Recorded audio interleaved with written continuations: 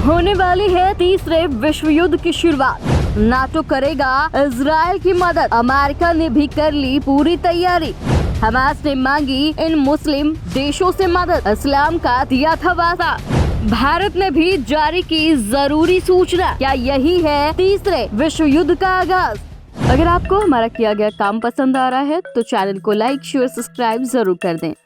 Russia Ukraine war एक तरफ खत्म होने का नाम नहीं ले रहा, वहीं अब एक नए युद्ध की शुरुआत हो गई है। फिलिस्तीन और इजराइल एक बार फिर आमने सामने हैं। शनिवार दोपहर फिलिस्तीनी के आतंकवादियों ने इजराइल पर करीब 5000 रॉकेट दागे। चारों तरफ तबाही का मंजर फैल गया है। क्या बार बार ये युद्ध ये इशारा कर रहे हैं कि तीसरा विश्व युद्ध अब दूर नहीं? ऐसा हम इसलिए कह रहे हैं क्योंकि फिलिस्तीन एक मुस्लिम देश है और हमास द्वारा आक्रमण के बाद अब बड़े पैमाने पर दो संगठनों के बीच युद्ध का आरंभ हो गया है। इजराइल ने गुहार लगाई है कि हम युद्ध में हैं और अपने देश की मदद के लिए मांग की है। आपको बता दें कि इजराइल उत्तरी अटलांटिका संधि संगठन का मेंबर है और एक बार नाटो देश के किसी भी देश के युद्ध का मतलब उस संगठन के सारे देशों को युद्ध के लिए बुलावा देना होता है। इसी बीच खबर भी सामने आई है कि इजराइल बना फिलिस्तीन तनाव के बीच इजराइल की मदद के लिए अमेरिका, जो कि उत्तरी अटलांटिका संधि संगठन का मेंबर है, उसके वायुसेना द्वारा अहम कदम उठाया गया है। अमेरिकी वायुसेना ने